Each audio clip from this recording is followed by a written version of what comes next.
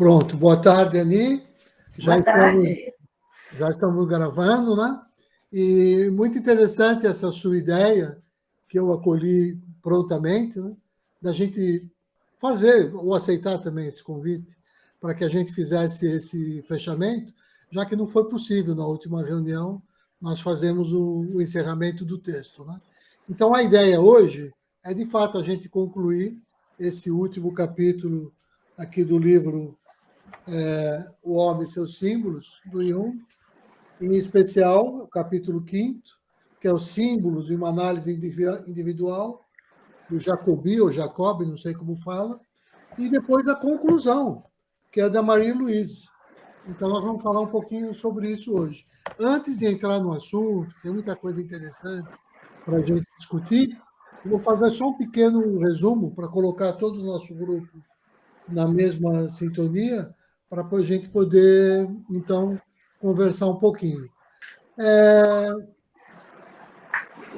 Ao longo de todo o texto, eu fui assim bastante crítico, né, de uma série de coisas, mas eu tenho que confessar que eu também me curvo a muita coisa interessante que me ajudou, inclusive, no meu próprio entendimento da psique, do inconsciente e tudo mais, e nessa linguagem que a gente utiliza no diálogo com as outras áreas, né? Então, nesse quinto capítulo, em especial, né? Deixa eu falar antes eu vou falar uma coisinha da conclusão, porque me interessa isso, que é o gancho que vai puxar para o quinto capítulo, na verdade, que é o tema que eu gosto, ele vem pela conclusão. Que na conclusão, a Marie-Louise, ela, de alguma maneira, quando fala entre ciência e inconsciente, essa palavra inconsciente, ela pode entrar quase como sinônimo, para mim, dependendo do contexto onde utiliza, de espiritualidade. Então, é quase que, para mim, como esse link também entre ciência e espiritualidade. E a abordagem dela é diferente do texto do quinto capítulo, porque ela vai não descrever em detalhes uma análise individual, como é o texto do Jacobi, mas vai fazer um apanhado de uma conclusão de um caráter mais universal, né? Enquanto que o ponto do Jacob, ele representa mais o ponto de vista dos seguidores de Jung, que tem, de certa maneira, essa psicologia analítica como uma ciência, de fato, e ele ali está pondo ela em operação, né? Então, o capítulo do Jacob, ele descreve esse sonho inicial do Henry e a sua decisão de fazer análise, né? Vai discutir o estado psicológico, esse medo inconsciente, essa angústia dar conta desses monstros que mordem o nosso próprio interior, né? E que, sei lá, ele vai abordar isso por vários sonhos, como daqui a pouco eu vou falar um pouquinho, um muito especial que eu quero tratar depois, antes de passar a palavra para a Ani, que é o do santo e a prostituta, que acho que está bem no coração do problema, né? E todos eles, de alguma maneira, associam a espiritualidade a um certo entendimento erótico da realidade, né? O Jacob, ele pontua os avanços do Henry durante mais de 50 sonhos. Então, agora, a grande questão para mim, que sou mais crítico, é o que é que se entende por avanço? Então, essa é uma questão minha que eu quero tratar, né? Ele está vendo que ele vê avanço ali. Então, esse é um ponto que eu tenho, assim. Por quê? Porque isso não dá para ser definido de uma maneira totalmente objetiva, científica, né? Por quê? Porque a jornada é sempre solitária, é subjetiva. E aí que entra em jogo o afastamento disso que a gente entende por ciência. E esse afastamento fica claro porque vai ganhar importância, por exemplo, a questão do I Ching, o sonho do oráculo e o confronto com o irracional, né? Que são áreas onde a ciência não tem absolutamente nada a dizer, pelo menos até esse momento do Jung, né? Então, são 50 sonhos. E O 50º sonho, de alguma maneira, vai confirmar o sucesso desse tratamento terapêutico do jovem Henry. O sonho mostraria, por meio daqueles 4 amigos que aparecem no sonho, daqui a pouco eu comento um pouco mais, né? A expansão da masculinidade da psique do Henry, segundo um certo esquema lá que ele associa à mandala. E é aí que vão surgir também críticas dos adversários do Jung, que eu quero chegar nas críticas, mas antes eu quero pontuar um pouquinho melhor esse avanço agora que eu fiz a introdução, né? Dessa análise individual do jovem Henry, que é um engenheiro de 25 anos, de uma família cristã, de mãe católica e pai protestante.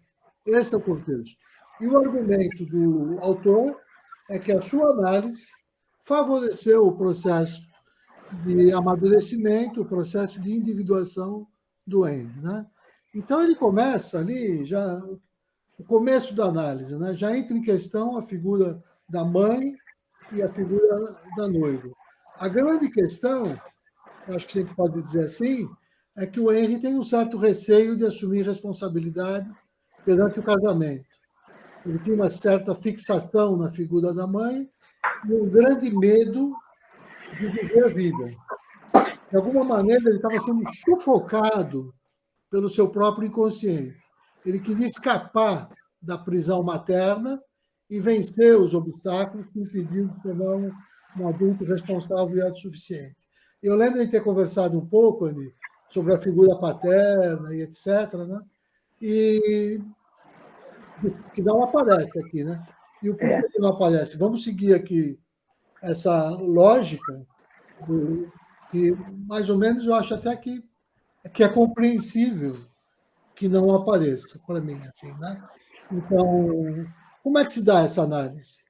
Uma coisa breve. Foram 35 sessões ao longo de 9 meses, onde foram discutidos 50 sonhos. E no final, o Henry vai meio que se libertar, que é o que ele queria, essa libertação, emancipação, e vai afirmar a sua masculinidade. Então, tudo começa com a primeira consulta, e um dia depois dessa consulta, com o sonho inicial.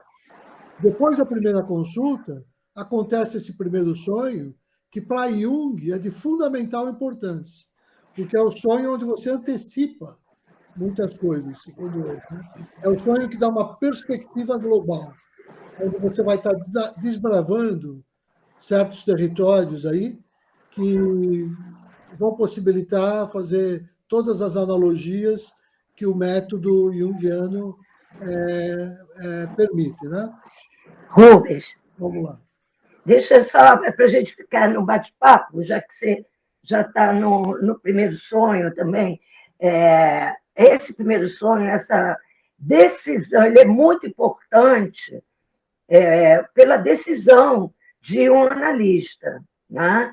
Então, tudo isso que você colocou, é um rapaz, a gente antes tinha batido um papo que é até para nós, com a nossa idade, você olhar uma análise de um rapaz que ainda está numa indefinição de projetos de vida, de masculinidade, não é bem nosso momento de vida para poder a gente se identificar. Esses problemas que são ali colocados, eles são muito comuns, né? Essa questão da sexualidade nessa fase mesmo de afirmação, isso aí eu acho que é muito comum, mas essa decisão de ir para o analista não foi porque ele era neurótico. Ele não era um neurótico, como o Freud tratava aquele monte de neuróticos. Não era bem isso. E ele não estava com um problema sexual também. Ele tinha até uma noiva. Agora, ele estava com uma série de inseguranças e ele tinha uma personalidade. Ele é descrito ali que ele é muito tímido, tem olhos azuis, é alto, tem uma descrição, mas ele é muito introspectivo. E sobre essa parte que você falou assim, é, a mãe, na hora que fala que a família é cristã, a mãe tem uma personalidade grandiosa. E o pai, que era médico, era muito calado também. Talvez por isso ele não apareça nessa descrição, mas a verdade é que o Henry não falava muito do pai, falava da mãe. Tanto que tudo que acontece aí nos sonhos tem a mãe a ver. O pai não aparece em nenhum sonho dele, desses 50, ou não chamou atenção para ser descrito aqui.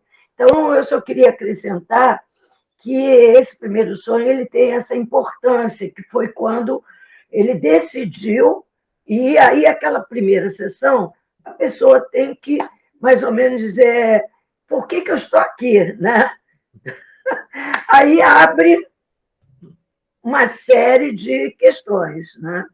Então, vai, desculpa aí, mas eu prefiro que a gente vá Não, foi conversando nos pontos. no Tá? ponto, certíssimo, né? Uhum. É exatamente isso. O Henry era um engenheiro, tinha esse espírito científico, e ele está com dificuldades para lidar com com aquelas intuições que contrariem esse pensamento racional e está com esses medos.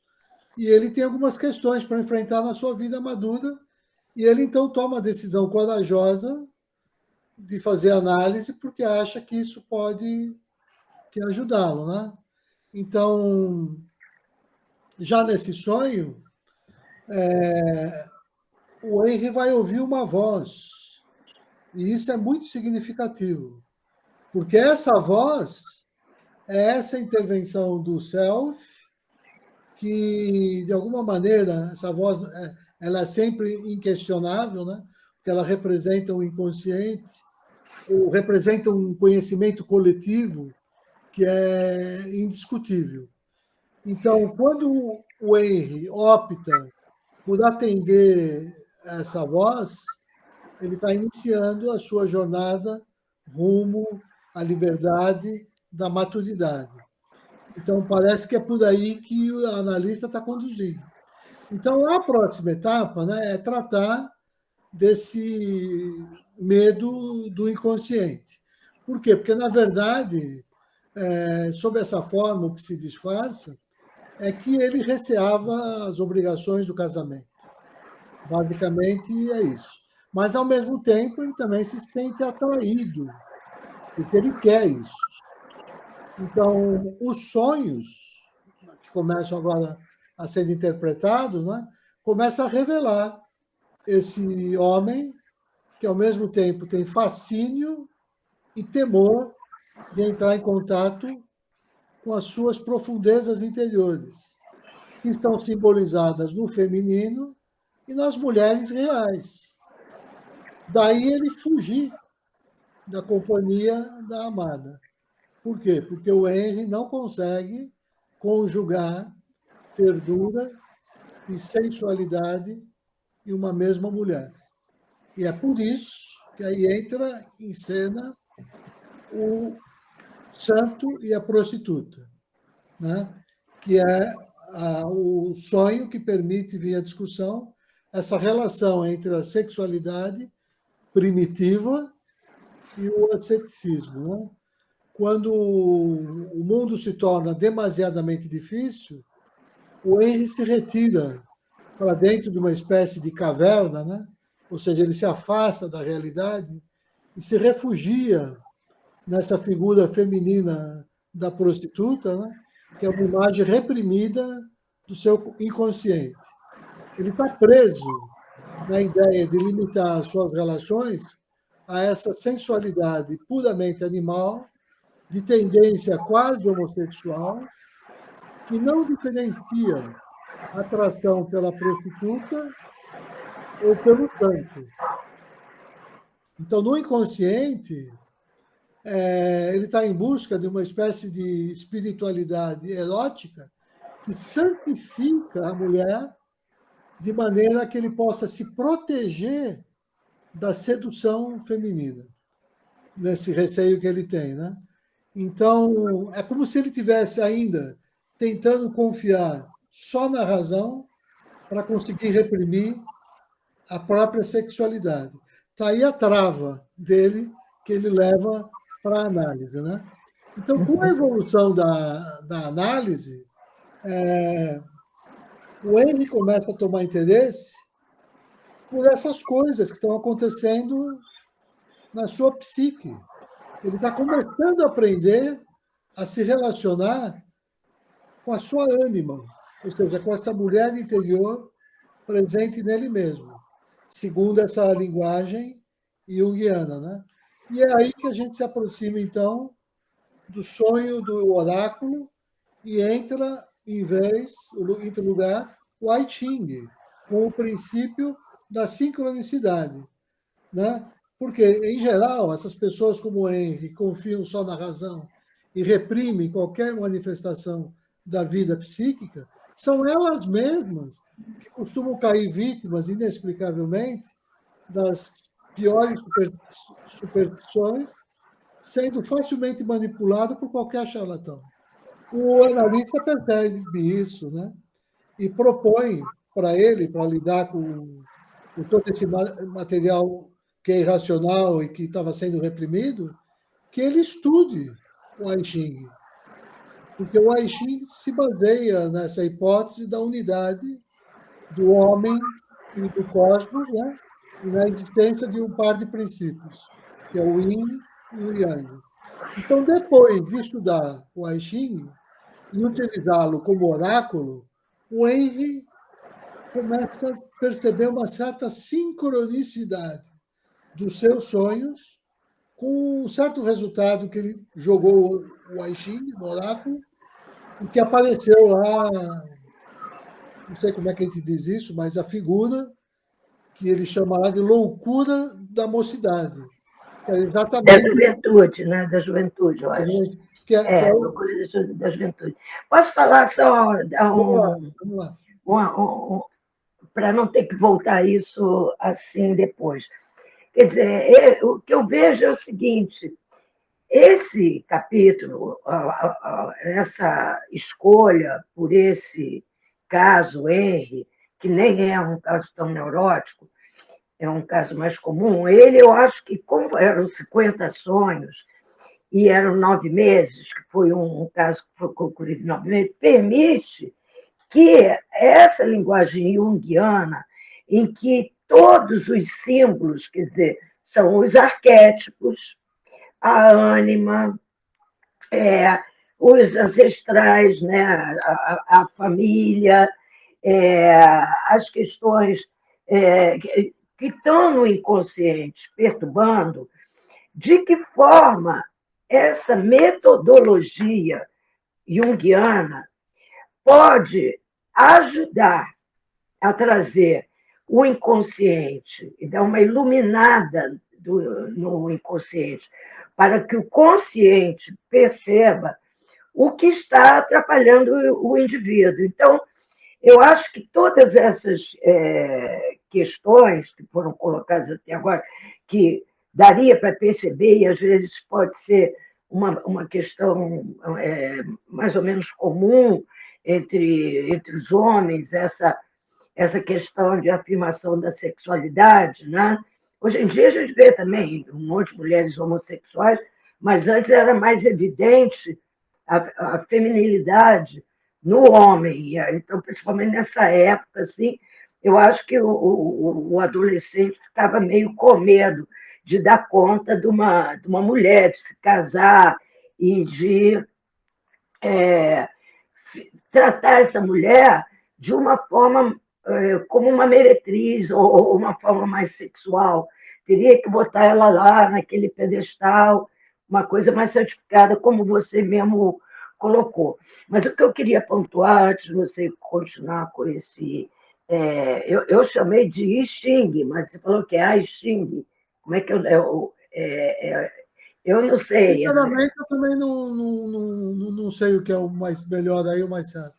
Mas o que eu achei muito curioso, Rubens, mas muito, muito, muito, a ponto de eu parar tudo, é que ele pegou um rapaz que a antítese dele era, ele não conhecia nada sobre os orientais, sobre os chineses, não tinha nenhum interesse, e a visão dele, cultural, era toda mais lá para a Suíça, aqueles indivíduos bem comportados e sem ser muito espiritualizado. Eu achei absolutamente genial. Eu acho que é mulher, o homem que está escrevendo esse capítulo, achei que era mulher, dizer que, sem dar maiores explicações, ofereceu esse livro para ele ler. E ele ficou cheio de preconceitos em relação ao livro, ele não conhecia essa cultura, não foi uma coisa do interesse dele, e então ele teve o inconsciente dele rejeitou, ou não, o consciente, desculpa, o consciente rejeitou, mas o inconsciente permitiu que ele lesse o livro. E na hora que ele leu e teve um determinado sonho, ele começou a, a achar que se ele abrisse numa página desse I Ching para ver a interpretação do sonho, era impossível que naquela página, ao acaso, viesse alguma luz. E ele se espantou que havia uma sincronicidade, que é a base desse xing que você está colocando, que a gente, às vezes, está sendo muito intelectual, muito racional, deixa o ego ficar muito né, no comando, e a gente esquece desta questão cósmica e da sincronicidade. E aí, eu ainda achei mais interessante, quer dizer, eu, que sou uma judia e que não tenho esses interesses pelo Jung, eu fui ler esse livro e acaba que esse livro ele abriu uma série de portas para o meu inconsciente. Eu estou muito mais atenta, apesar de eu não ser uma pessoa que me lembra dos sonhos, tá? Mas eu estou muito mais atenta aos momentos em que eu fico muito brava, aos momentos que eu mudo meu humor, aos momentos que... O que é, qual é a mensagem que está vindo lá de dentro. Então, na hora que ela, o analista, ofereceu esse livro, ele enfiou uma cunha assim, pum, você não acredita nisso, né? Então, tudo bem, então você lê e vamos testar. E no próximo sonho, quando ele foi testar, ele viu que havia uma explicação totalmente cabível ali e que é uma antítese da cultura dele. Então, ele teve a coragem de também ir buscar numa outra cultura, mesmo eu falo isso porque eu sou a única judia do grupo, e acaba que eu estou procurando esses outros caminhos, com outras linguagens, com outros... Todo o Jung que eu estou lendo não é o Freud, que é judeu, o Jung é protestante. Ele não é da minha linha, mas eu estou procurando entender e decifrar uma série de coisas em função dessas contribuições. Então, agora, com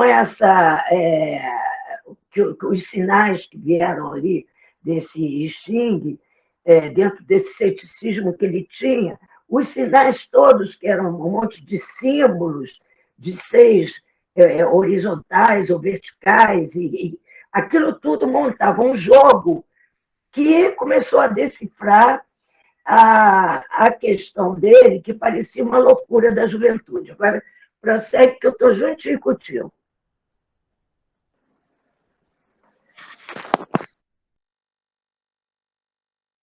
Claro. Não, meu microfone estava fechado. Ah. Eu fechei, porque embora sejamos só nós dois, né? às vezes se faz ruído aqui, a imagem podia voltar para mim e para você. Ah, Eu tá, vou fechar. entendi. Mas Tá, então continua. não, até eu acho interessante que, para mim, essas coisas inesperadas do roteiro, né, são coisas que têm a ver com o tema que nós estamos tratando. Para mim, esse fato assim também é significativo. Esse fato de te tirar do eixo, de te tirar do protocolo, de tirar.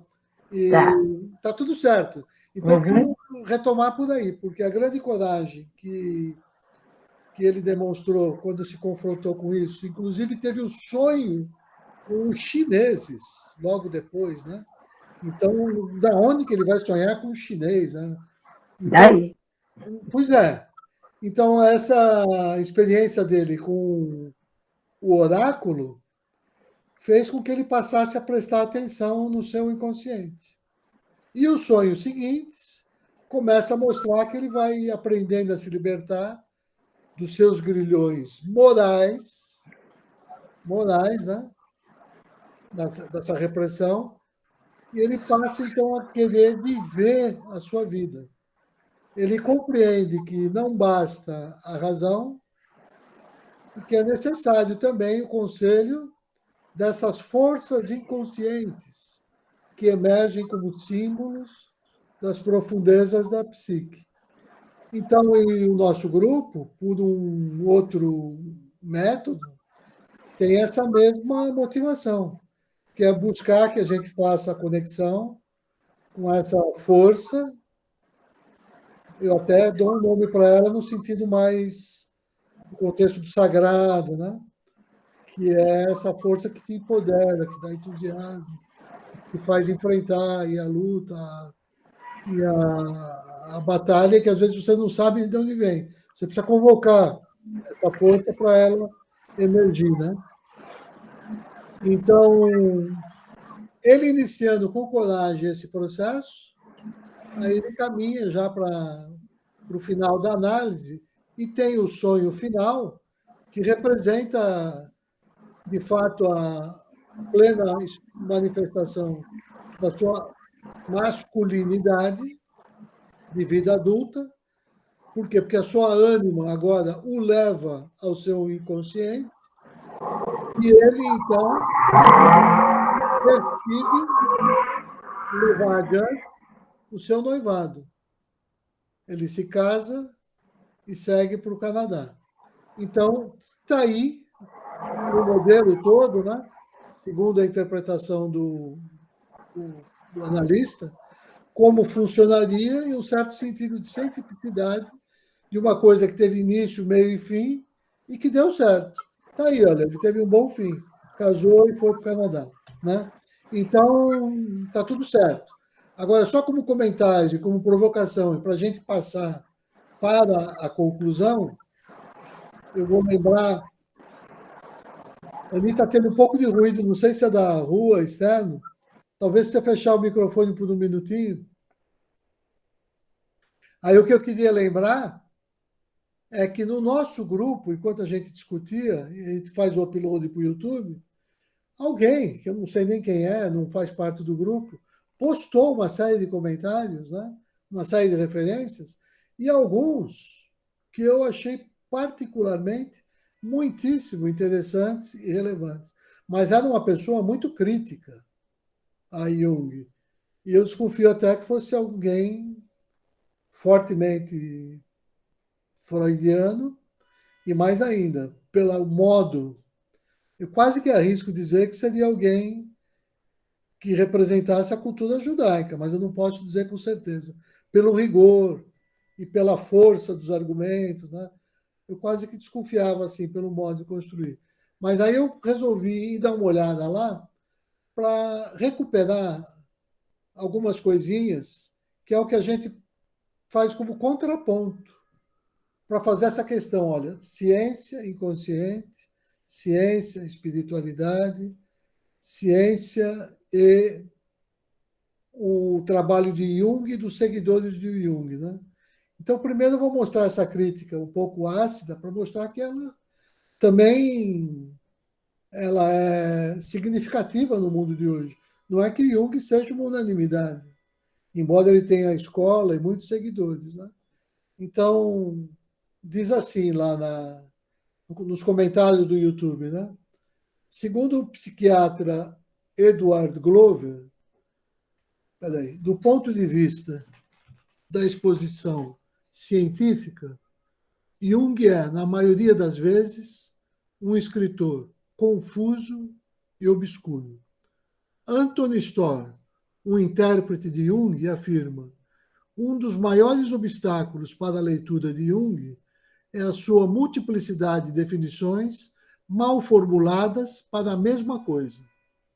Jung tem a tendência de empilhar analogia sobre analogia a partir de um conhecimento muito extenso do mito e da religião comparada, a tal ponto que o leitor pode facilmente esquecer o que estava originalmente sendo discutido. Ele compensa as críticas de uma falta de rigor científico, produzindo tomos eruditos e pesados, com o objetivo de se impor aos seus leitores pelo volume do seu trabalho. E aqui ele mostra algumas contradições em Jung. Jung queria ser visto como um místico? Não. Ele não via com bons olhos os místicos. Numa entrevista filmada de 57,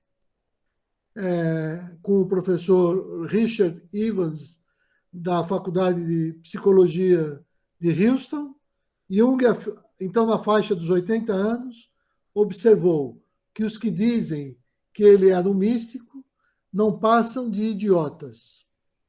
Palavras do Jung.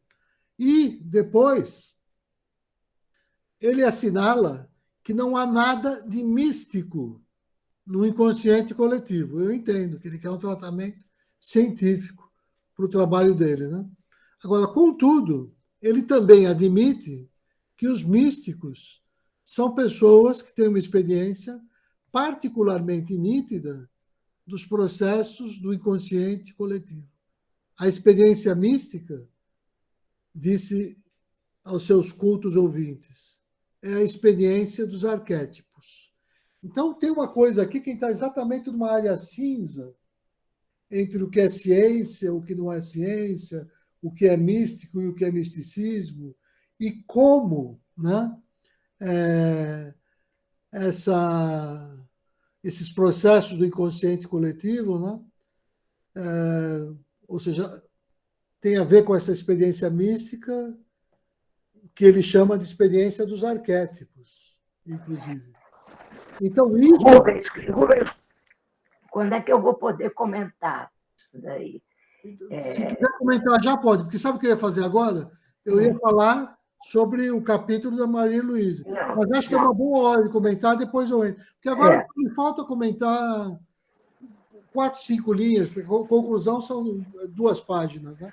Então, é só para dar o argumento final, para chegar lá no Linus Pauling e na outra pessoa que ele comentou, que agora eu não lembro lá, quando compara com a ciência. Eu quero que, com um bate-papo, a gente vá junto, em sintonia. Você acabou de falar uma coisa, eu comento essa coisa, depois você começa a outra.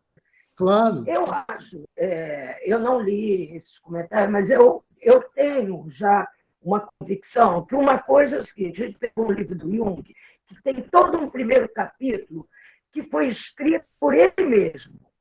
Então, essa pessoa está fazendo um comentário de alguma coisa que ela leu que eu não li e que existe no meio acadêmico uma briga de ego muito grande. Essa questão da cientificidade, você mesmo é um menino que sofreu muito essa parte, porque quando fala da espiritualidade, vem logo aqueles da cientificidade. Então, eu acho que quando você transita numa área do inconsciente, você abre a críticas. Então, essa pessoa que lê outras coisas, não lê o capítulo 1 do livro O Homem e os Seus Símbolos, e não está comentando esse capítulo, que é o capítulo escrito por essa personagem Jung, tá? E que, para mim, ele colocou ali, dentro da forma que ele se expressa, que é uma forma de expressão da área dele, de uma forma que eu consegui entender alguma coisa. E eu tiro que Jung ele usou a natureza simbólica do inconsciente. Isso não foi o Freud, foi ele. Essa questão dos arquétipos, dessa linguagem coletiva que vem dos índios, que vem dos chineses, que vem dos ancestrais de todos, ele vem de Moisés, vem de Jesus Cristo, vem dos santos todos, vem de milhares de anos. Essa linguagem, ela está aí.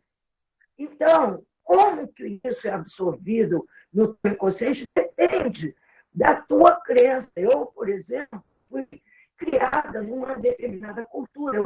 Eu sou muito curiosa em relação a outras culturas, mas eu tenho os meus arquétipos. Na hora que eu tenho que assumir que eu tenho esses arquétipos. E essas nossas reuniões, essas sessões, esse estudo e tudo, me fez sentir mais judia. Eu já te disse isso, me assumir mais como judia, que é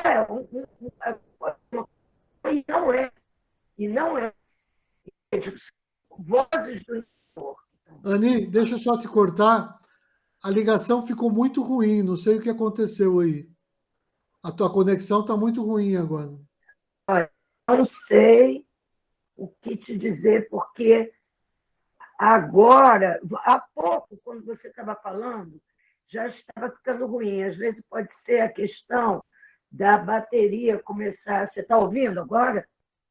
Eu estou ouvindo, mas a imagem está muito fragmentada já não te vejo direito. Isso é um mau prenúncio, né? É um mau Pode prenúncio. ser da bateria, pode ser. É, aí eu teria que mudar aqui de equipamento. Mas deixa eu só dar uma fechada para. Melhorou agora, gozado que melhorou. Pode falar. É, porque eu também estou usando esses fones aqui, ó, para poder te ouvir melhor, e eles também não têm uma boa qualidade, então eles também influenciam. Bom, então, o Jung, ele fundou essa psicologia analítica. Eu entendo que, assim, a obra dele, eu acho que é o que eu queria te dizer, que não sei por que cargas d'água, eu estava procurando outra coisa nos meus arquivos e achei uma coisa que você enviou para todo o grupo, que foi uma entrevista, eu acho que foi você que enviou, pode ter sido outra pessoa, uma entrevista com o Jung, de um brasileiro, com o Jung, e ele, velhinho, ali, avô de não sei quantas crianças, falando sobre a obra dele, falando sobre o Freud. Ele não se considera, ele se considera um discípulo do Freud. O Freud, sim, fez um compêndio, um catálogo e registrou um monte de coisa. O Jung, talvez, por querer se equiparar, fez uma produção escrita grande, mas é vaga. Não é que nem do Freud. O Freud e o Freud tinha uma super personalidade, então ele achava as coisas e não podiam discutir muito, que a linha dele era aquela.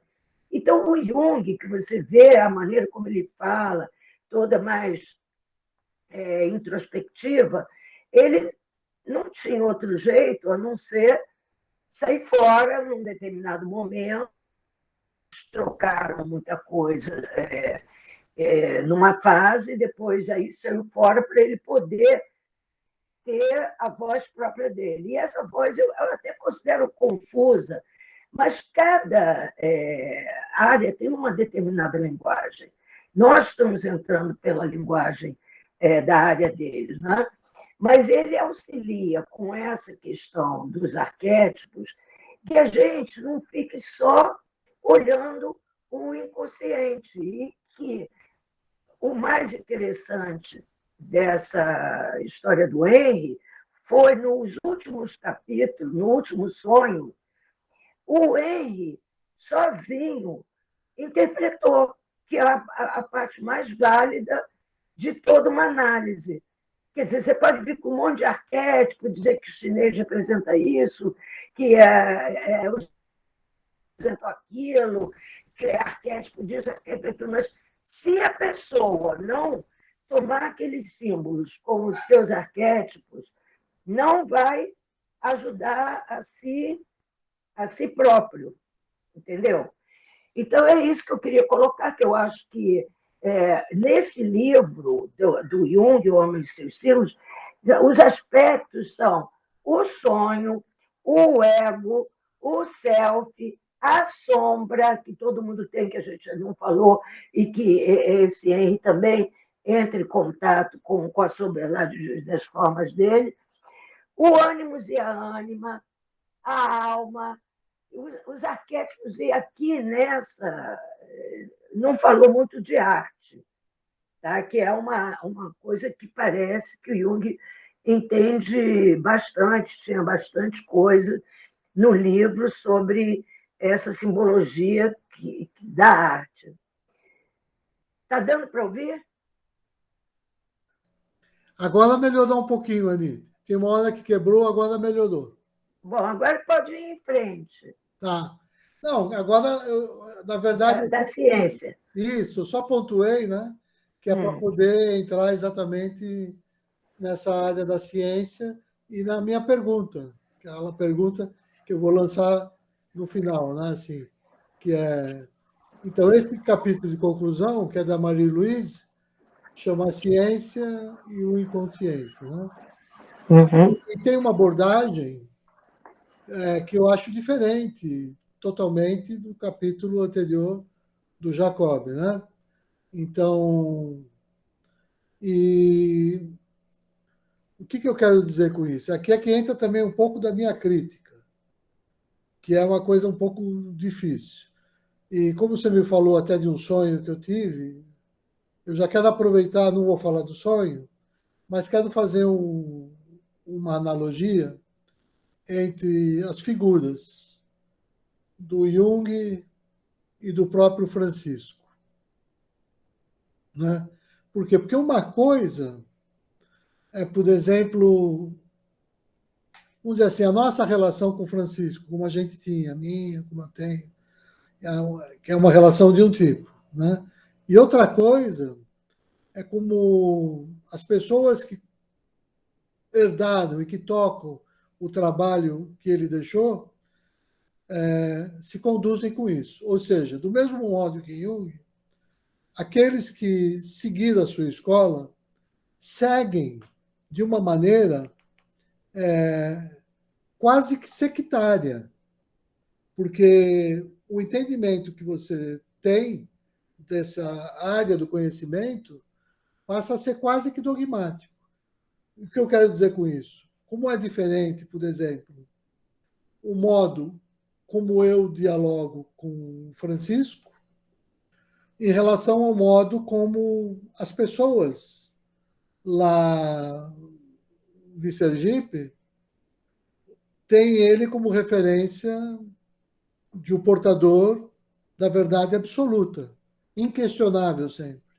E eu vejo nesses psicólogos junguianos, em relação a Jung, um pouco dessa reverência que é saudável até um certo limite, mas não tão saudável se ela me engessa no sentido de eu ser incapaz de tecer qualquer crítica que me possibilite a superação daquele pensamento, como é o caso com relação ao Francisco. Tenho maior amizade, maior respeito, mas eu sou livre em relação a ele. Não é o fato dele afirmar uma verdade que eu, só por ele ter expressado essa palavra, eu tomo aquilo como verdade. Eu tenho que aceitar aquilo de acordo com todos os meus parâmetros. Né? E o que é um pouco diferente dos seguidores de Francisco, que tem nele a única referência dentro de toda essa literatura maravilhosa da Índia, por exemplo. Né? E no caso de Jung, eu vejo um pouco disso. E aí eu vou dar um exemplo, né? Que é cair aqui, antes de falar da parte final da Maria Luísa, né?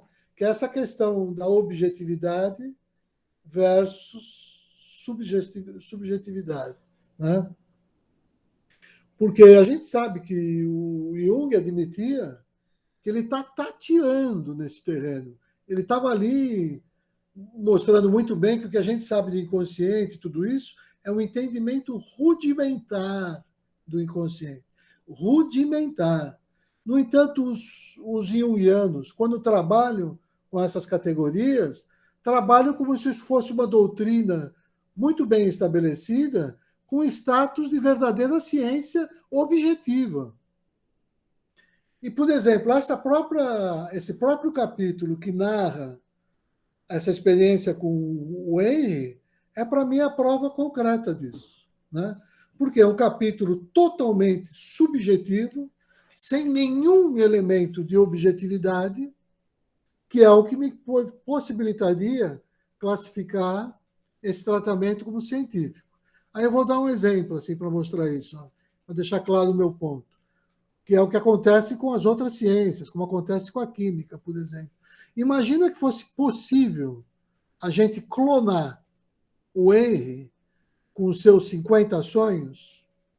Eu vou clonar, criar 50 Henryzinhos com seus 50 sonhos e vou colocar na mão de 50 psicólogos junguianos para reproduzirem esse experimento que foi feito com o Henry, né? Eu não tenho certeza se, tal qual se dá na ciência, que é objetiva, né, os 50 resultados seriam os mesmos, já que eu estou partindo da mesma premissa, do mesmo material. Ou seja, é o Henry e são os seus 50 sonhos. Só que ele teve a oportunidade de ser replicado, clonado. Então, eu tenho a impressão, como o próprio a gente vai ver no Linus Pauling lá e tudo mais, também tem esse lado também que faz com que toda a ciência não seja tão ciência, né? Que ainda mais nessa área da psicologia, isso é muito mais forte, né? Que a interferência do analista e a própria interpretação dele é o que vai determinar o que deu certo e o que deu errado. E isso é subjetivo. Você não tem um critério, olha, deu certo porque é quase como se eu dissesse, com essa análise ou sem essa análise, ele ia se casar e ia para o Canadá. Se não fosse fazendo a análise com o Jung, ou ele ia para uma sessão de macumba, ou ele ia tomar um porre com os amigos dele e ia dar na mesma. Quem é que me prova que não? Né? Quer dizer, eu estou fazendo os contrapontos para mostrar onde isso pode se afastar da ciência. E é claro que eu estou exagerando, porque eu sei que não é assim. Porque o tratamento foi absolutamente perfeito, mas foi perfeito dentro de um viés totalmente subjetivo e muito de uma linguagem rebuscada e pouco científica, pouco objetiva, né? Toda floreada, com simbolismo, que é importante, mas também é um perigo, ainda mais para a gente que trabalha com essa área. Quando você fala em simbolismo, você cai naquela seara de que qualquer nota, como a gente diz, qualquer coisa que você afirmar, você consegue arrumar um jeito de mostrar que aquilo funciona, né? Então, só para não deixar assim a coisa solta, já para poder concluir, para abrir, passar a pergunta, né? Eu quero que a minha relação com Jung não seja uma relação que é parecida com a de uma doutrina religiosa, onde eu ajo motivado pela fé. Não quero isso, né? Pelo contrário, né? A verdade ela tem que sustentar por ela mesma, não porque alguém disse uma coisa assim eu estou afirmando. Nem no caso esse pesquisador, olha, deu certo porque eu estou dizendo que deu certo. Não é isso, que é argumento objetivo nem prova de verificabilidade de uma ciência, por exemplo, né? Então, Mas só um instantinho. eu acho a pergunta, mas tudo bem. Não, mas eu acho que a base disso aqui é o sonho. Então, a gente fez um trabalho aqui em cima de sonhos. E esse Henry, ele descreveu 50 sonhos. E dentro desse processo houve indicação de bibliografia, houve registro de uma série de analogias. Isso tudo é científico, gente, é uma análise. A psicologia analítica ela é assim. Agora, quando a gente fala sobre a única ciência que fala de sentimentos, é uma coisa absolutamente complexa. E eu não concordo contigo. Essa cientificidade de que você clona, e até teve os filhos do nazista lá, que clonaram do Hitler, filhos do Hitler. Aí mostra que tem o ambiente, isso tudo eu acho que já ficou no século passado. Eu acho que o que o Jung traz é uma coisa que acrescenta. Mesmo ele, eu acho que você falou Jungiano, Freud é muito mais seguido do que Jung, apesar do Jung ser mais recente. O Lacan é mais seguido do que o Jung. Então, é uma linha. É uma linha. É a linha dos sonhos. Quem quer estudar sonho, vai para o Jung. Quem quer estudar que a pessoa como é que vai para o Freud, que é esses édipos, essas coisas assim, vai para o Freud. Cada um tem um simbolismo. Então, acho que ele tem que ir para a cientificidade dentro do que ele pode ajudar, que teve alguma coisa que eu não percebi ali no final, nessa parte da ciência e o inconsciente. Não é a ciência do inconsciente, é a ciência e o inconsciente. E é assim o título do tópico. Vai. Então, aí você me deu um gancho de novo, porque eu já estou terminando. Porque esse capítulo final, quando fala da ciência e inconsciente, e claro, eu vou puxar a sardinha para a minha brasa, né, como se diz, apesar de ser vegetariano. Então, vou puxar cebola, tomate para a minha brasa. Né? Esse inconsciente é aquilo que a gente coloca no lugar, tudo isso que a gente chama de espiritualidade, num certo sentido, para mim. Né? Então, na verdade, eu posso interpretar esse fechamento que ela está dando ali também para falar como ciência e espiritualidade. E aí, eu quero ser rigoroso, porque é a área que sofre mais ataques pela falta de cientificidade. Então, se os argumentos resistem para essa área do inconsciente, eles vão resistir também para a área da espiritualidade. Então, a defesa que você está fazendo é a defesa que eu estou fazendo aprender, que eu estou aprendendo a fazer quando for defender a espiritualidade. É isso que eu quis mostrar, né? Por quê? Porque mesmo Jung, ele era muito cuidadoso com isso, né? Ele mesmo menciona, né? Porque as suas tentativas de interpretação, elas são precárias, e ele atentava quanto ao risco delas se tornarem estereotipadas, o que é um perigo, que é a diferença entre uma pessoa séria, com nível conceituado, e um charlatão. Né? Então, o capítulo final, a partir da página 304 até a página 309, começa a tratar disso. Né? Ou seja, que o homem, ao examinar a natureza e o universo, em lugar de procurar achar as qualidades objetivas, ele acaba encontrando a si mesmo. De fato, isso é verdade, que é exatamente uma outro modo de falar sobre o que você... outra forma de falar o que você disse. Né? Por quê? Porque os cientistas já não podem pretender descrever os aspectos do mundo de modo totalmente objetivo. Pauli já declarou isso. Então, por isso que eu estava provocando acima. Né?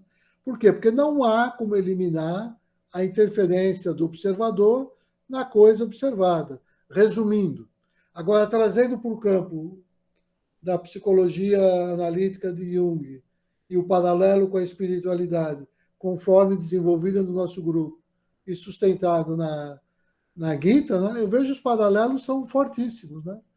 Então, por exemplo, a noção de inconsciente da psicologia, o parágrafo final, vai dizer com todas as letras pode ser equiparada à noção de campo da física. Olha, a noção de inconsciente da psicologia pode ser equiparada à noção de campo da física. Agora, é óbvio que uma coisa é o campo, quando eu estou tratando dos estados mentais, outra coisa é o campo, quando eu estou tratando dos estados físicos, né? Uma coisa está muito próxima do que é material, outra coisa está muito próxima daquilo que é imaterial, quase, né? Ou que é espiritual, alguma coisa assim, ou mental. Então, por uma coisa interessantíssima, por isso que eu sou tão fã de alguns textos sagrados antigos, né? Essa palavra campo é a palavra que abre a Bhagavad Gita. A Bhagavad Gita, o primeiro verso, diz Dharma Kshetre Kuru Kshetre. Kshetre é um locativo de Kshetra, que quer dizer campo. Então, no campo de batalha dos Kurus, Kuru Kshetre, no campo da consciência onde se dá o Dharma, que é a mente. É na unificação desses dois campos que eu tenho a solução do conflito de Arjuna, que é exatamente o processo de individuação de Jung, que estudou as coisas da Índia. Então, aqui, eu começo também a mostrar que se Jung conseguiu defender a cientificidade para falar do inconsciente, eu quero mostrar que essa mesma raiz me permite alcançar a Gita, né? E mais ainda, né? Para o final mesmo, até anotei a página, na página 309, o Jung fala que ele achava que nós temos que aprender mais a respeito da inter-relação. Olha, inter-relação entre matéria e psique, que é exatamente o tema da Gita, né? Que é exatamente sobre... Tanto assim que o próprio Pranava Om, que a gente brinca, né? A-U-M, ele quer dizer isso, né?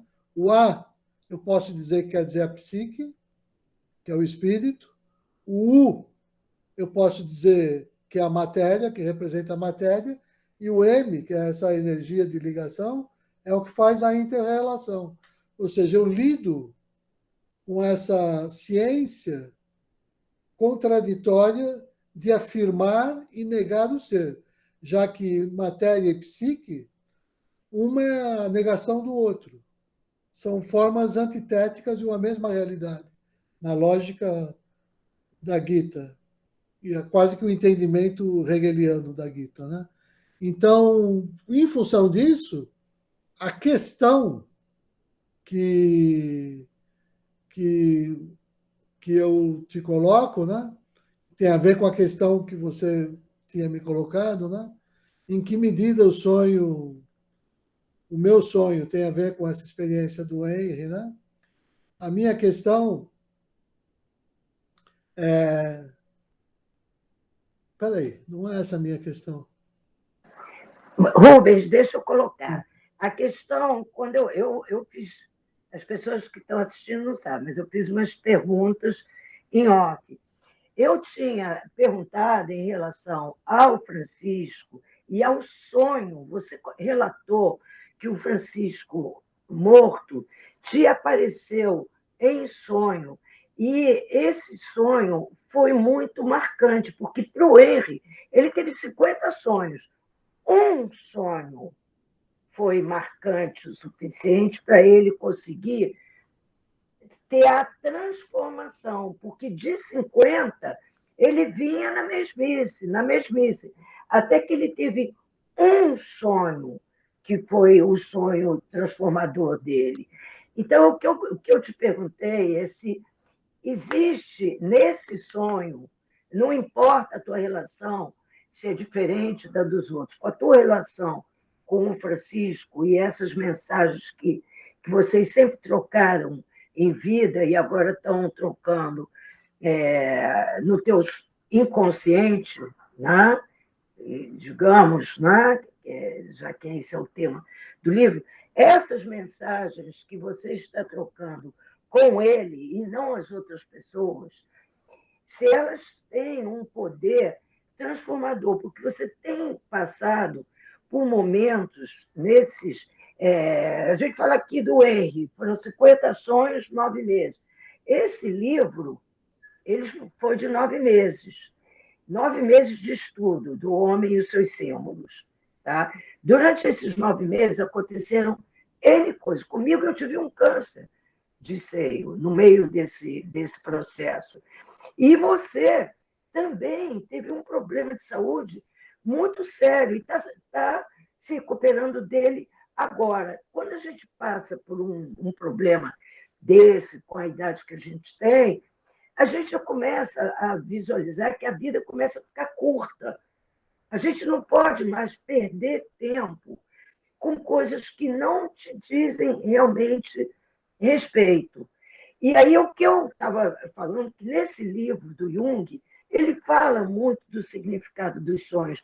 E como você é uma pessoa que se lembra dos sonhos, anota os sonhos, pesquisa os sonhos, que é a área dele, e que só você pode tirar do teu inconsciente questões que ainda possam estar te travando ou perturbando, porque tem certas coisas na própria universidade, tá?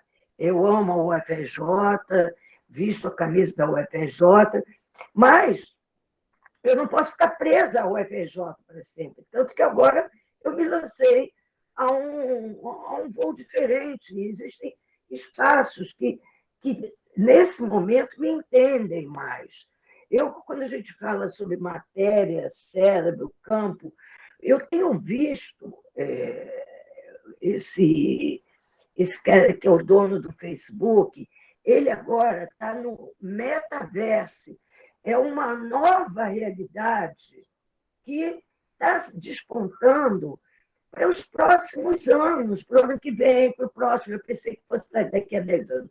É uma realidade virtual que você bota o óculos e, nesse óculos, você visita as pessoas, vai na casa dela, conversa com ela, como a gente está conversando aqui, só que você bota o óculos e ali você transita por essa realidade virtual e não precisa, a tua mente vai e você está fisicamente, você está em outro lugar.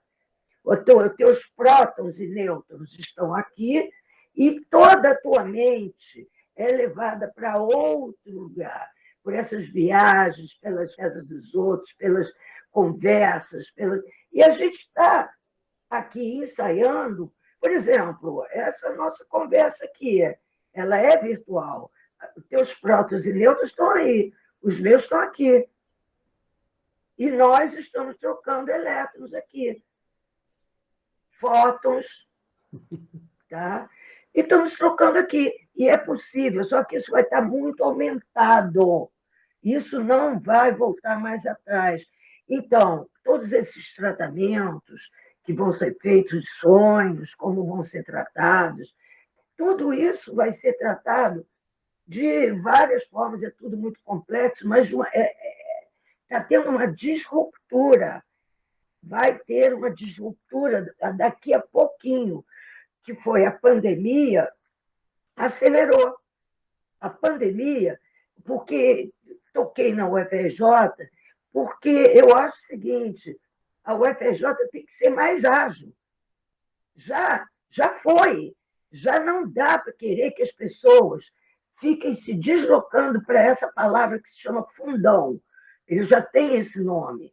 A pessoa só pode se deslocar para lá se for muito necessário, se for para botar uma mão na massa, se for para ouvir blá, blá, blá de professor, faz um vídeo e manda o vídeo.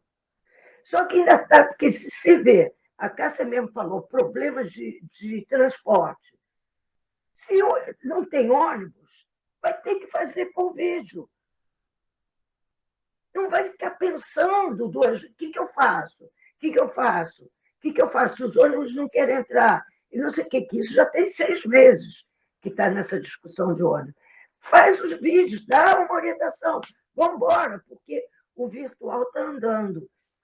Bom, aí eu quero mais que você conclua A pergunta que você ia falar, quer dizer, tinha essa que eu queria saber, se esse sonho último que você teve, que teve um grau de realidade muito grande para você, e o Francisco já estava morto, se ele teve um poder de transformação de um momento de vida em que você está passando e que vai se dedicar, talvez, a outros estudos e não mais a esse, tá? De assuntos outros que não sejam do teu foco de interesse. Isso foi uma das perguntas. E a outra pergunta é que tinha mais relação com a questão científica, quando eu perguntei por que os estudos de Jung ajudaram nessa questão da seleção natural, da genética, que é o que está dito aqui. Eu não percebi que, para mim, a teoria genética e da evolução, para mim, ela não mudou em nada. E eu até achei meio estranho eles dizerem que o Jung está inspirando novas coisas. Eu queria saber se você entendeu, porque para mim é o seguinte: o acaso e o ambiente. Então, tem mutações, elas são. Você está exposto ao sol, você todo dia tem mutações, e principalmente em micro-organismos que têm um genoma pequeno. E isso, ou organismos menos complexos. E isso, essas mutações, ou sobrevivem ou não, de acordo com a pressão do ambiente. Se a pressão do ambiente, por exemplo, tem calor, a gente tem aí aumento da temperatura da Terra, vão sobreviver os negros. Entende? Isso já é visto. Aqueles brancos, caucasianos e tudo, muito branco, vão ficar muito câncer, muita coisa, e eles vão sobreviver menos. Então, essa é uma pressão do ambiente. Eu acho que isso não mudou. E ali no livro, tem uma passagem ali que fala que o Jung mexeu com isso. Eu queria saber o que você entendeu dessa parte da contribuição do Jung para essa área da física ou da genética. Então, eu vou começar pela primeira, depois eu respondo a segunda, e depois eu te faço a minha pergunta, e você conclui essa nossa reunião de hoje, né? Então, a primeira é sobre o impacto do sonho.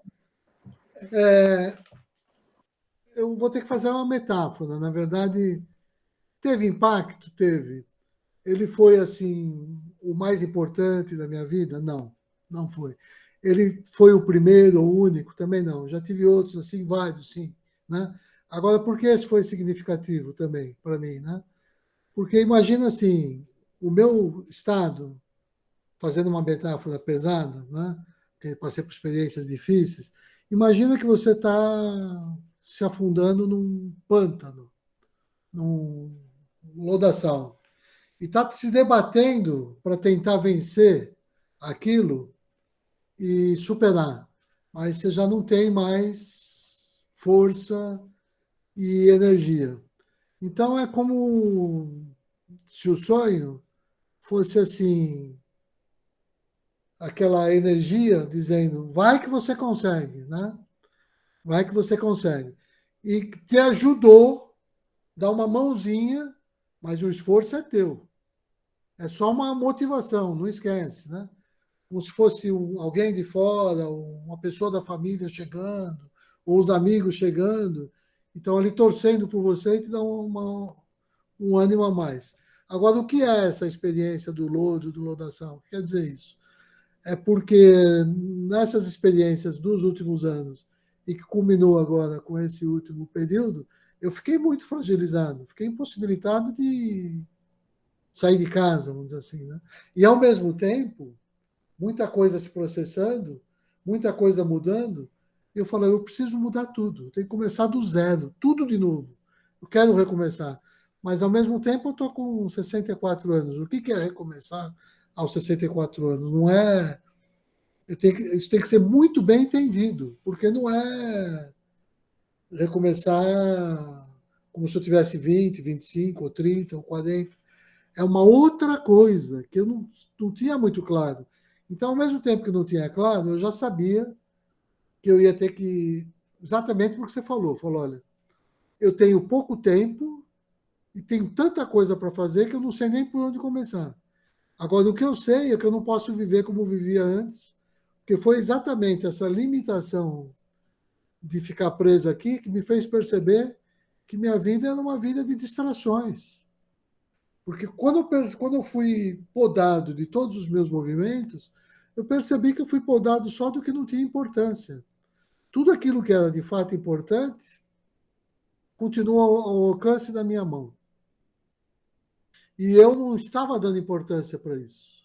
Eu falei, o que aconteceu que eu estou tão cego para não conseguir saber o que é importante? Então, esse sonho nessa crítica me ajudou nisso. E agora, por que exigiu coragem? Porque não é fácil fazer isso. Assim, de você. É como se fosse dizer assim, ó, a partir de amanhã é igual o ano novo. Então, aqui todas as minhas decisões, toda a minha mudança de rotina, todos os meus planos, vou fazer isso, vou fazer aquilo. Só que não é assim que funciona. Algumas coisas a gente consegue, outras não dá, né? Então, o sonho me deu essa energia, de fato, para manter esse vigor e essa intenção. E eu também confesso que já perdi um pouco desse vigor e dessa intenção com a própria recuperação e volta à vida normal. Eu já respirar já não é mais a coisa mais importante da vida. Só o fato de eu respirar em paz já não é mais assim a coisa melhor do mundo. Eu já tenho de novo outras necessidades que eu não tinha. Preciso me vigiar, porque como eu queria só poder sentar e fazer aquela pesquisa ou produzir aquilo. De repente, você já começa a dar espaço para outras coisas. E aí a minha disciplina diz, olha, lembra que a hora que te faltaram algumas coisas, como você implorava para ter um tempo para poder, por exemplo, respirar sem sentir mal-estar, né? Só respirar, só relaxar, só não ter falta de ar, né? Só não sentir taquicardia, não sentir palpitação, não sentir que o ar não está chegando, você vai deitar. Ou então pior, né? O tempo todo você está ofegante, não conseguir relaxar. Ou então você vai. Vou pôr um prato na prateleira, que eu fui enxugar um prato, eu fico cansado porque o meu braço, levantar a mão, é como se eu estivesse levantando um halteres. E aí vem aquele receio, nossa, de ficar totalmente dependente, né? Dos outros. Porque que estranho de vida é esse? Então, quando você começa a falar, não, eu preciso mudar, eu estava passando por isso e ao mesmo tempo tinha que sentir o seguinte: olha, não tem nada demais você sentir isso, mas percebe como a tua mente, que estava tão preguiçosa antes, você se distraía com todos esses movimentos da vida, percebe que agora que você não pode nem sair do teu quarto, quase, como a tua mente está podendo, está mais disciplinada, está mais podendo viajar mais longe, né? Então não perca isso. O sonho foi a disciplina para me mostrar isso. Assim, por exemplo, qual é o foco? Que eu tenho que ter o foco, né? A disciplina, a arte e a ciência da meditação na UFRJ e o desenvolvimento de projetos nessa área ligada a trazer essas ideias, apoiar, né? Vamos dizer assim, com um suporte com o aparato filosófico, né? Toda a plataforma da Cássia, de gestão, né? Quer dizer, todo esse estilo de governança e gestão, ele está fundado nesses valores e eu sinto que é meu papel fornecer a linguagem, fornecer esse aparato onde ela se instrumentaliza, por exemplo, né? E eu sinto que isso está fluindo, mas que tem etapas ainda por vencer. Então, que a gente precisa ainda concluir essa jornada. Então, essa é a questão do sonho. Mas em termos de impacto, como outros que eu já tinha tido, assim, que, nossa, espiritualmente eu senti. Não teve assim. Não foi uma coisa que igual quando você tem um encantamento, que você passa por uma experiência tão forte, não foi isso o sonho. Foi até duro, foi uma experiência dura no sonho. Você vê que eu falei de uma maneira seca, o nosso diálogo foi seco no sonho, apesar de ser altamente espiritual, né? Altamente verdadeiro. Mas era uma coisa de. Não foi uma coisa que tivesse me impactado, igual as pessoas dizem assim, por exemplo. Eu vejo assim, ai, sei lá, aquelas 3 pessoazinhas lá que viram a Virgem Maria, o outro teve a experiência com Jesus. Você tem aquela transformação na tua vida.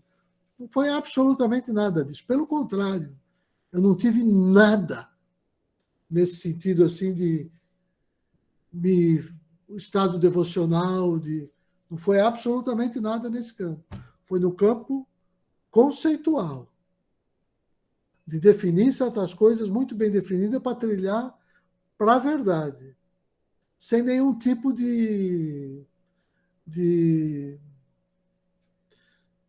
relação assim meio.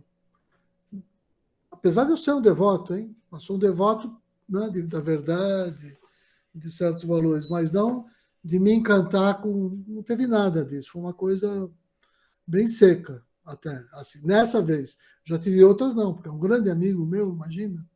Eu já tive experiências assim elevadíssimas, né, com ele. Mas essa não foi uma, essa foi de outra natureza.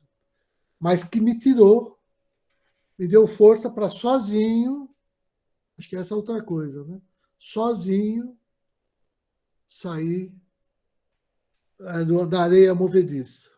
Aí foi bem junguiano. Veio do inconsciente, iluminou o consciente, e aí você saiu sozinho, mas que veio lá a mensagem e a força é tua mesmo, É, não é de outra pessoa, é a tua que está dentro de você. é. Então tá, isso aí eu acho que você respondeu essa pergunta. Pode, Pronto. pode passar para Com a relação, outra. com a relação à ciência, eu vou ser mais sintético pelo tema, e porque, no geral, eu simpatizei com parte dos argumentos dela, mas não com todos eles. Então, eu também não acho. Vamos dizer assim, se Jung não tivesse existido, eu acho que a ciência hoje estaria tal como ela é, exatamente tal como ela é. Eu não acho que ele impactou, Concordo, ele concordo. não fez mudança no rumo da ciência. Agora, ele tem conceitos muito interessantes, que aí eu partilho, e que pode ajudar agora a gente a aproximar essas duas esferas, que é o que eu luto. Então, por exemplo, essa ideia, né, quando eu começo a falar desses fenômenos da mente, do inconsciente e do sonho, é claro que isso me aproxima de um entendimento dessa outra esfera espiritual e me possibilita aproximar ciência e espiritualidade e tratar disso com uma certa verdade. Então, quando tocou nesses assuntos, ou quando falou de sincronicidade, ou do Linus Pauling, do comportamento de átomo como partícula e como onda, isso me interessa. Bom, acho que a Ani teve algum problema, nós tivemos um problema de conexão, e então eu vou encerrar essa discussão sobre Jung, a gente chegou ao final, né? Ficou faltando basicamente eu perguntar para a Ani como ela entendia essa relação entre ciência e espiritualidade, como isso podia se relacionar com o material do texto do Jung, né? E a partir daí, se o fato da gente dar para a psicologia junguiana esse status de ciência, se isso já não é esse mesmo um fator que, que contribui, né, para uma definição mais ampla do que seja ciência, que aí a gente consiga dar conta, inclusive, com os devidos cuidados e critérios, de levar em conta fenômenos como a arte e a ciência da meditação, em que medida isso pode ajudar a definir um novo parâmetro, um novo paradigma para a ciência desse século XXI. Oi, consegui. Então, Ani, eu estava exatamente dizendo que, falando sozinho para encerrar, porque eu achei que você não fosse voltar, né? Não, eu mudei de equipamento, porque quando bateria, eu não sei o que é, mas aí a conexão acabou. E aí você concluiu a parte, não precisa repetir sobre a contribuição aí do Jung na parte das ciências, que nós já concordamos que a ciência teria ido igual. Não, então, deixa eu te dizer que eu estava, na verdade, falando já como se fosse para a audiência, né? Ou para o nosso grupo lá tal, né? Que era na forma da pergunta que eu ia te colocar. Tá. E não sei se deixa eu ver se eu consigo colocar de novo, né? Mas que eu acho que a grande contribuição do Jung, você vê toda a defesa que você fez como a psicologia junguiana sendo científica. Ou seja, que a gente está levando em conta aí, então, que a ciência necessita de ter um critério um pouco mais largo e abrangente para dar conta de abordagens como essa a serem consideradas científicas. E se esse é o caso, e isso é interessante, a gente vai perceber, então, que para esse novo século, esse novo milênio, que a ciência vai ter que ser redefinida em novos termos, né? Em termos que levem em conta, por exemplo, esse estado de equilíbrio, de desequilíbrio do planeta, né? Com o plástico nos mares, os hormônios poluindo as águas, as florestas sendo destruídas, o agronegócio. Quer dizer, toda essa tendência que a gente percebe, a gente sente que está levando à destruição do mundo, isso ainda não é passível de ser tratado pela ciência nesse sentido amplo, geral, né, de entender, por exemplo, o planeta, no sentido mais espiritualista, como uma entidade viva, e que a partir daí eu teria que olhar para todos os seres vivos, para as águas, com um outro entendimento. Então, se eu faço uma ciência que leve em conta isso, é uma ciência que teria que ser definida em outros termos. Não é a ciência imediatista que atende só a nossa parte, vamos dizer assim, racional, de interesse lógico, matemático. Tem que levar em conta um tal sentimento que te faz perceber isso que a gente está percebendo na natureza, ou seja, que é onde entra aquilo que aquele Antônio Nobre, né, chamou, em última análise, é o amor, mas que a gente já percebe na natureza como altruísmo biológico. Esse altruísmo biológico ainda não aparece na equação desse paradigma que define o que é a ciência do terceiro milênio. E, de alguma maneira, quer dizer, o que a Maria Luísa tentou fazer no último capítulo e não conseguiu, que ela estava em 1950, era muito incipiente, muito embrionário, mas ela apontou, ela estava defendendo, olha, isso que Jung faz, de alguma maneira, é ciência, mas dá conta de alguma coisa do subjetivo. Então, como eu colocar no método científico, de uma maneira objetiva ou científica, esse aspecto que parece tão estranho, que leva em conta isso que a gente chama do coração. Que, na verdade, é aí que está essa solução. Que é, se eu vejo as coisas com o coração, iluminando a razão, o tipo de ciência que eu faço não é destrutivo, não é egoísta, é um tipo de ciência que vai pensar na preservação, vai pensar na qualidade das águas, qualidade das florestas, no cuidado da manutenção das espécies, tudo mais. Só que isso ainda não nasce como corolário, como teorema, como dedução dessa ciência como está hoje. E o Jung aponta para isso, né?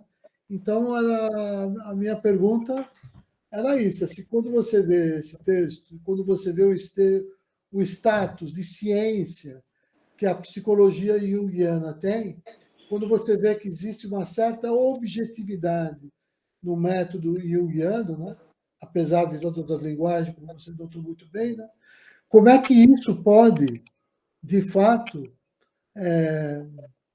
definir não essa ciência particular que é a psicologia, mas aquilo que a gente chama de ciência de verdade, ou seja, como aquilo que é científico, né, que é absolutamente científico. Posso responder?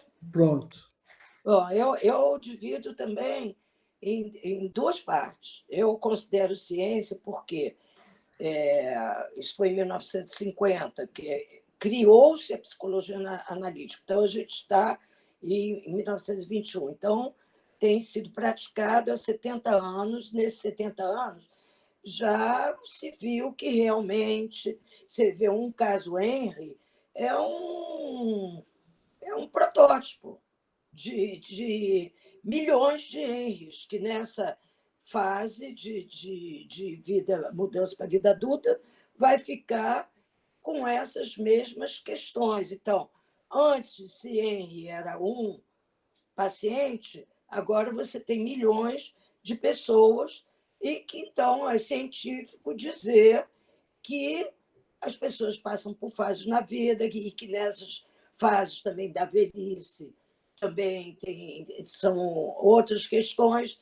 Nessas transições, você precisa de apoios e já tem muita coisa que está sedimentada dentro de você. Você precisa de apoio para poder tirar de dentro. Isso aí eu estou falando do indivíduo, ele mesmo. Então, eu acho que isso eu já superei. Eu considero a psicanálise uma ciência. A segunda parte da pergunta, eu Análise vou. não, né? A psicoterapia, de psicologia analítica, né? É uma ciência. Para mim, é uma ciência, tá? Porque já tem. Quando você fala em método científico, você tem uma hipótese, você testa com um número, primeiro com um número pequeno, depois testa com um número grande, vê que aquilo ali você pode fazer algumas generalizações. E eu vejo que acontece exatamente isso na psicanálise, na psicologia analítica, ou psicanálise, também acontece, mas isso está restrito a uma área científica. As outras, vamos dizer, da química, vou então já arrasar, que eu podia falar da física, podia falar da matemática, mas vou falar logo da química. Tá? A química que é dita como a mais poluidora do planeta. Eu peguei, por isso eu pensei a química. Isso não quer dizer que a indivídua Annie ou o indivíduo Rubens não tenham dentro do coração toda uma ética, querer que o resultado do trabalho profissional ele seja para a humanidade estar melhor e não para ficar destruindo o planeta a qualquer custo. Isso já não é uma questão individual, é uma questão de como que as ciências, o somatório delas todas, não individualmente, porque na própria química tem a química verde. Existe uma química em que você produz substâncias úteis e minimiza o impacto ambiental. Agora, isso aí é pouco, vamos dizer, em termos assim, de processos que a gente tem, dos plásticos e tudo, isso é da era de 50 e ainda não se modificou. Tá? Mas você tem processos de produção de plásticos não poluentes, biodegradáveis. Existe, mas ele não está na crista da onda. Agora, com esse acordo aí, com essas questões da COP, para a temperatura da Terra, acordos internacionais, políticos internacionais, isso pode mexer politicamente e economicamente, porque você pode botar dinheiro em empresas que estão usando energias naturais e tirar o dinheiro do petróleo, por exemplo. Isso aí é possível com esses acordos internacionais e isso eu acho que vai acontecer, sabe? Porque não mesmo aquele que é o CEO de uma empresa poluente, ele não fica falando assim, eu faço isso porque eu gosto de poluir. Você, às vezes, vê uma caricatura de uma pessoa, eu quero mesmo todos se explodam. Eu tenho aqui meu passaporte para Marte, tá? E eu quero que todos vocês... Isso é um estereótipo, mas não é bem assim, porque mesmo essas pessoas têm amores, têm afetos, têm valores, todos têm individuais. A questão passa pelo coletivo. E nesse coletivo, eu quero ter assim, a esperança, que é a primeira que morre, né? A esperança de que a gente vá tomar outros rumos, porque da maneira como está, essa pandemia, ela mostrou como que nós somos frágeis, como qualquer um de nós pode ter berço, não ter berço, não teve regra.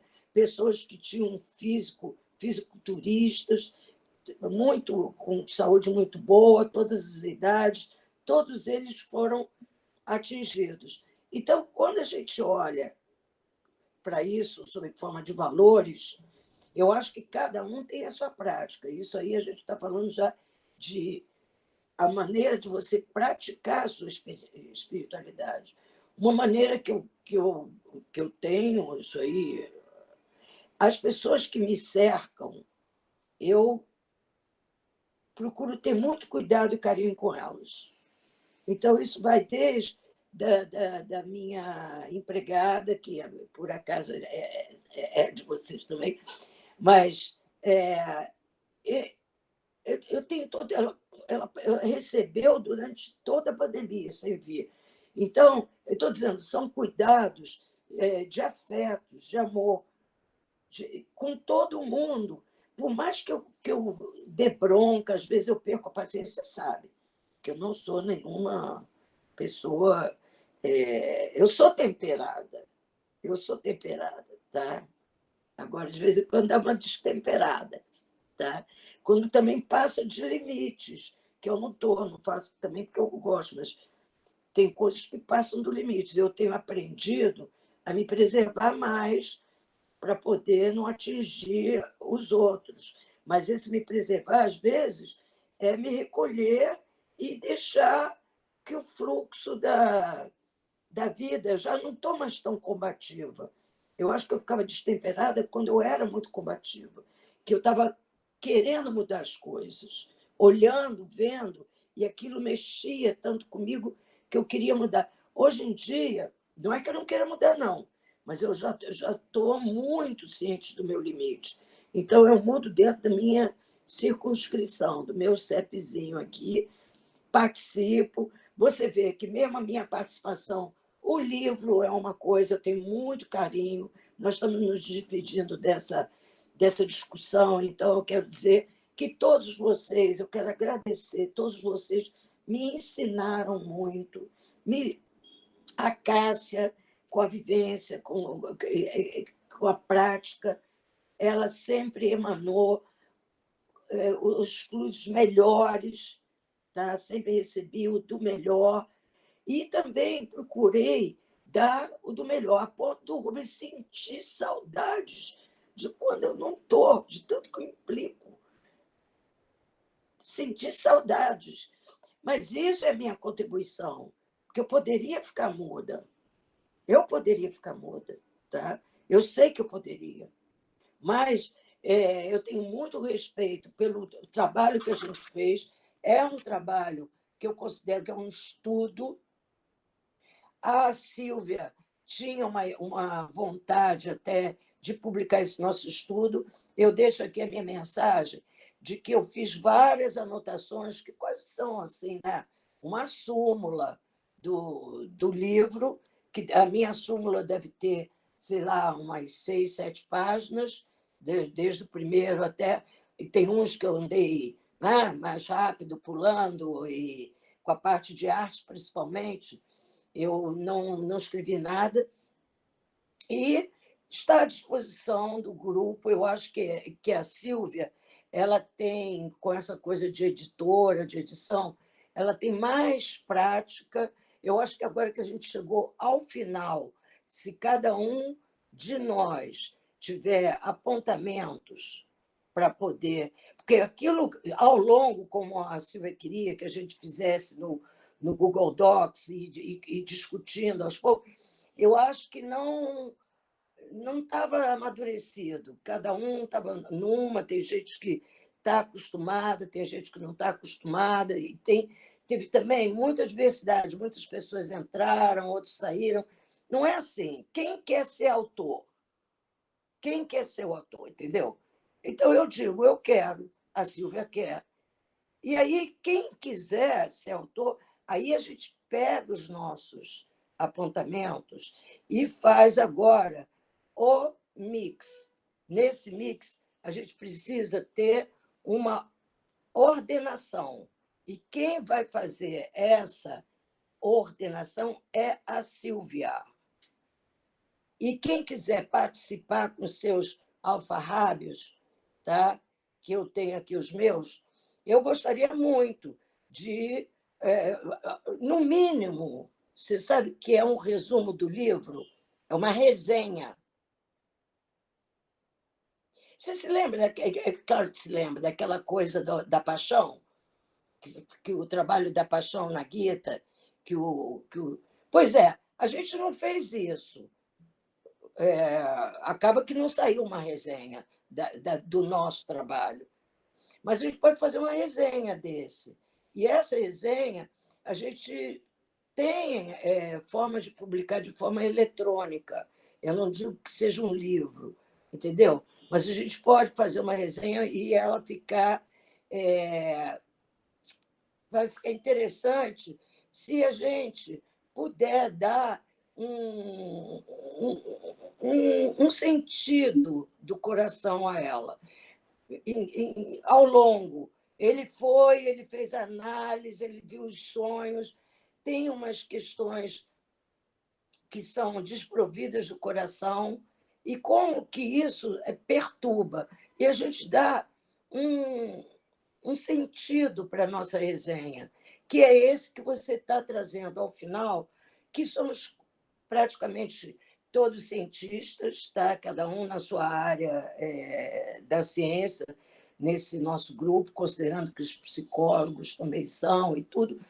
Então, somos todos cientistas e podemos aportar nossas impressões, nossos conhecimentos dentro desse contexto, do estudo deste livro. Então, fica aí a mensagem para todos e todas, que quem quiser participar a gente faria encontros online para poder tratar disso e a gente fazer um planejamento para, em um mês, a gente ter um mês depois que começar, né?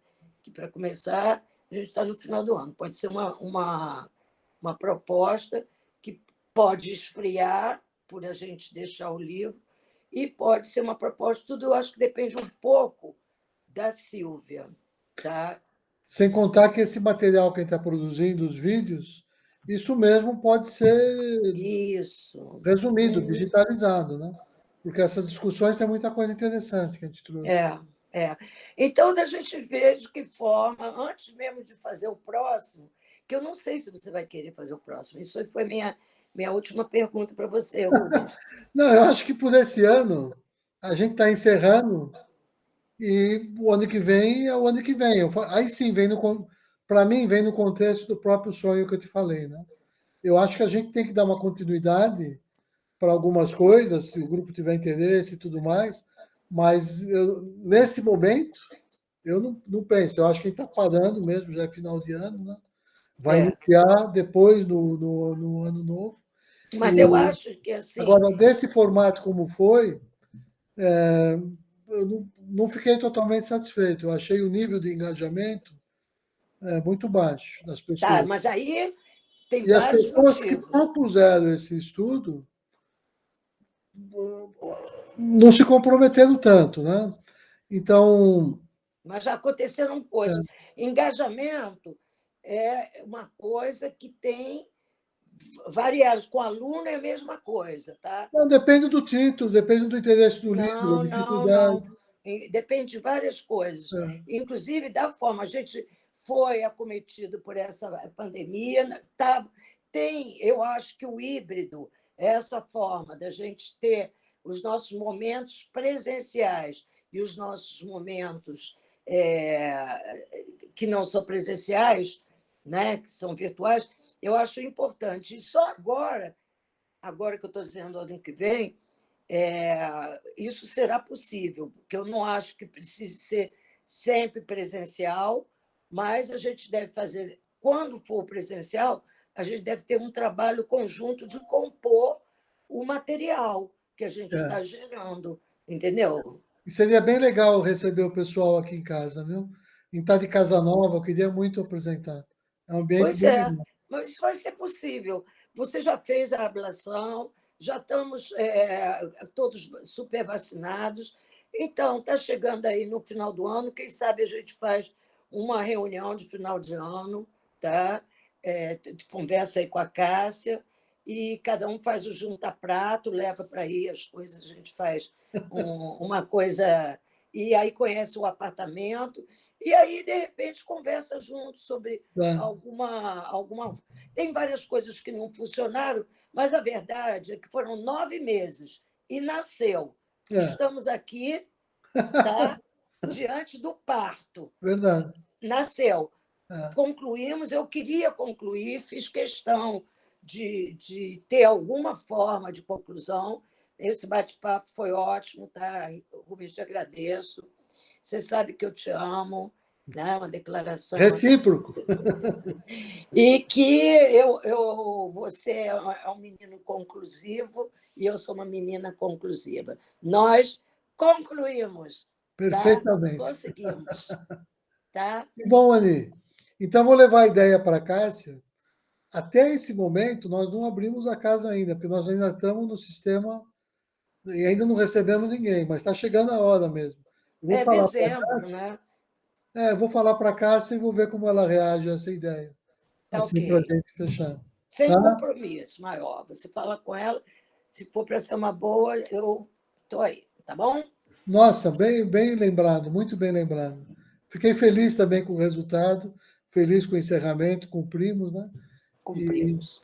E agora, mais alguns dias eu faço essa edição, compartilho com todo mundo, eles todos vão ficar sabendo dessa ideia também, e a gente vê como ela evolui, que eu gostei bastante.